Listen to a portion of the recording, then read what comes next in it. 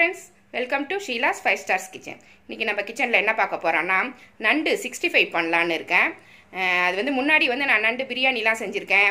நண்டு குழம்பு, நண்டு தொக்கு, நண்டு ஃப்ரை எல்லாமே என்னோடய ப்ளேலிஸ்ட்டில் இருக்கும். வேணும்னா அதை போய் நீங்கள் பார்த்துக்கலாம். ப்ளேலிஸ்ட்டை செக் பண்ணால் இது எல்லாமே இருக்கும். இன்னும் கொஞ்சம் டிஃப்ரெண்ட்டாக இருக்கட்டுமே அப்படிங்கிறதுக்காக நண்டு வந்து 65 பண்ணியிருக்கேன். இது சூப்பராக நல்ல டேஸ்ட்டாக இருக்கும். இது எப்படி செய்யலான்னு வாங்க பார்க்கலாம். அதுக்கு முன்னாடி நம்ம சேனலை சப்ஸ்கிரைப் பண்ணி வச்சுக்கோங்க. கூடவே இருக்கிற பெல் ஐக்கானே ப்ரெஸ் பண்ணி வச்சுக்கோங்க. Thank you friends.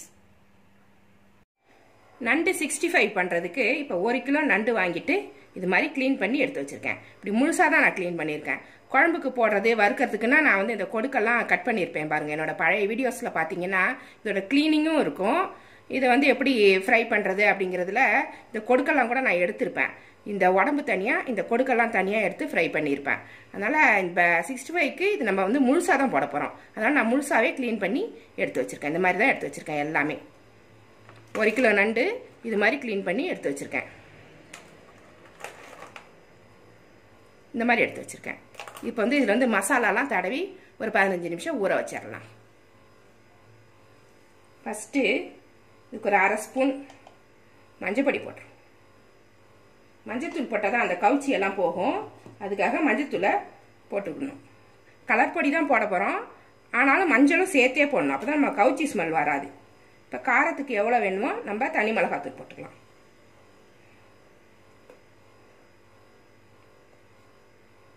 நான் ஒரு 5 ஸ்பூன் போடுறேன். 4லேருந்து 5 ஸ்பூன் வரைக்கும் போடுறேன். காரம் உங்களுக்கு எவ்வளோ தேவையோ அவ்வளோ போட்டுக்கலாம்.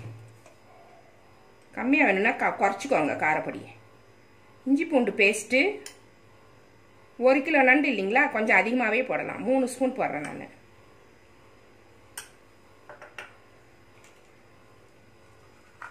மிளகுத்தூள் ஒரு 1/2 ஸ்பூன் போட்டுக்கலாம். மட்டன் மசாலா இல்லைன்னா சிக்கன் மசாலா, ஏதாவது ஒரு மசாலா பொடி, கறி மசால் பொடி கொஞ்சமாக போடணும். பிளைன் கறி மசால் பொடின்னு இருந்தால் கூட போட்டுக்கோங்க கொஞ்சமாக.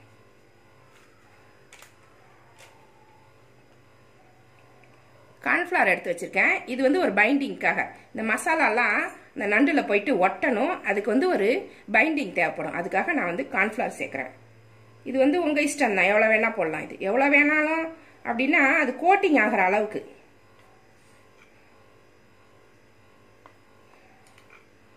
இது போட்டால் தான் அதில் போய் மசாலா போய் நல்லா ஒட்டும்.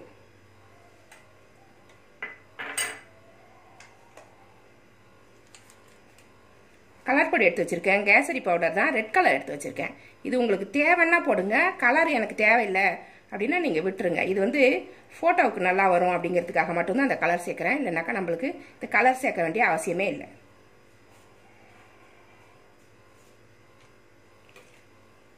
உப்பு தேவையான அளவு போட்டுக்கிறேன்.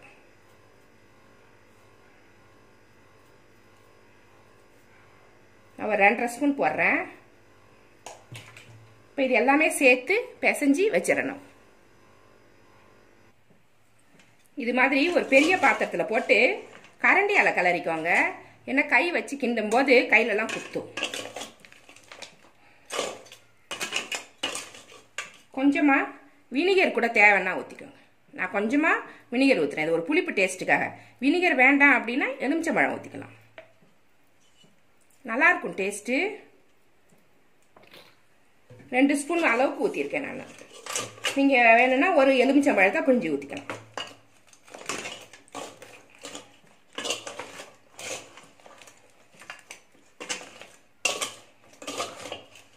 எல்லா இடமுமே இந்த காரம் போய் ஒட்டணும். கொஞ்சம் கிளறிட்டு அதுக்கப்புறமா நம்ம கையை வச்சு கிளறி.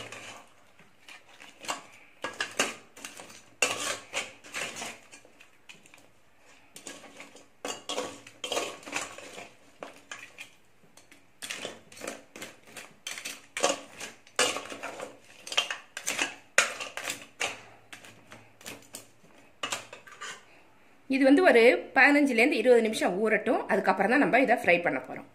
ஊறினா தான் அந்த காரம் உப்பெல்லாம் உள்ளே போகும். அதுவும் இல்லாமல் இது ஓட்டுக்குள்ளே இருக்குது. சாதாரணமாக சிக்கன் மட்டன் அப்படிங்கும்போது டக்குன்னு ஏறுறதுக்கு சான்ஸ் இருக்குது. இது ஓடுக்குள்ளே சாதம் இருக்கிறதால ஒரு 20 நிமிஷம் கண்டிப்பாக இதை ஊறினா தான் உள் பக்கம்லாம் இந்த கார சாரம்லாம் உள்ளே வந்து இறங்கும். நண்டு 20 நிமிஷம் ஊறிடுச்சு. எண்ணெய் சூடு பண்ணியிருக்கேன். இதை பொரிக்கிறதுக்கு தேவையான எண்ணெயை ஊற்றி வானலில் சூடு பண்ணி எடுத்துக்கோங்க. இதை ஃபுல்லாகவே எண்ணெயில் போட்டு தான் நம்ம பொரியல் பண்ண போகிறோம், ஃப்ரை பண்ண போகிறோம்.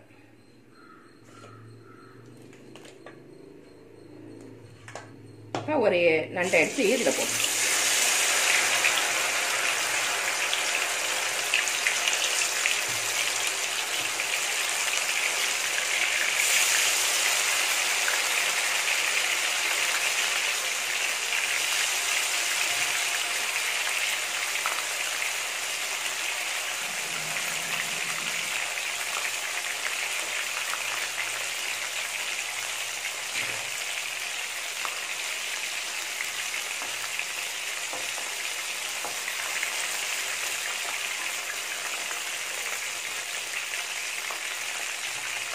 இது நல்லா பொரிஞ்சு வேகணும். அது வரைக்கும் கொஞ்சம் எக்ஸ்ட்ரா டைம் எடுத்து கொஞ்சம் திருப்பி போட்டுக்கோங்க. நல்லா செவந்து வர்ற வரைக்கும் வச்சு எடுத்துக்கோங்க. நிறைய போடக்கூடாது, இல்லை 2 இல்லைன்னா 3 மட்டும் போட்டால் போதும். ஒன்றுன்னா கூட போடலாம், அது ரொம்ப ஈஸியாக இருக்கும்.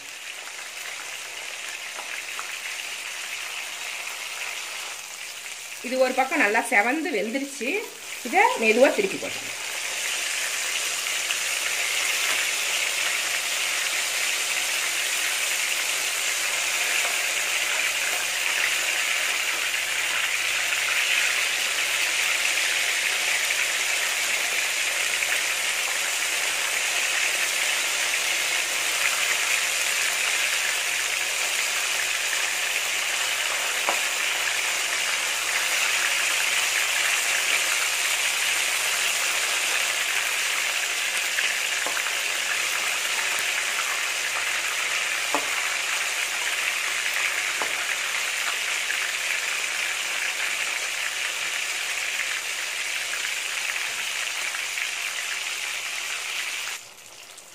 இந்த கொடுக்கெல்லாம் இந்த எண்ணெயில் படுற மாதிரி அப்பப்போ அப்படி மாதிரி தள்ளி விட்டு கொடுக்கு எண்ணெய்க்குள்ளே போகணும். அப்போ தான் அதுக்குள்ளே இருக்கிற சதையெல்லாம் வேகும். அந்த மாதிரி நல்லா பெரட்டி வேக வச்சுக்கோங்க. கொஞ்ச நேரம் இந்த கொடுக்கு இதில் இருந்துச்சுன்னாக்கா உள் பக்கமாக வேகும். நம்ம கொடுக்கு வந்து மேலே அப்படி தள்ளி விட்டுட்டோம்னா அது வேகாமே இருந்து போயிடும். அதனால் இந்த கொடுக்கெல்லாம் அப்படி திருப்பி விட்டு எல்லாத்தோட கொடுக்கையுமே கொஞ்சம் நேரம் இப்படி எண்ணெய்க்குள்ளே படுற மாதிரி வச்சு எடுத்துக்கோங்க.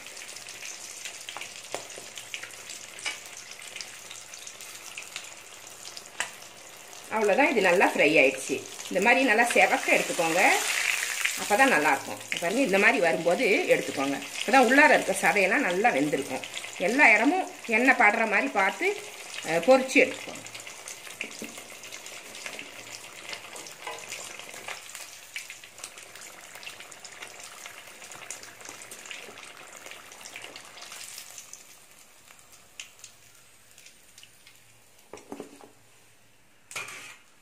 இது மாதிரி எல்லாத்தையுமே பொரிச்சு எடுத்து வச்சுக்கலாம்.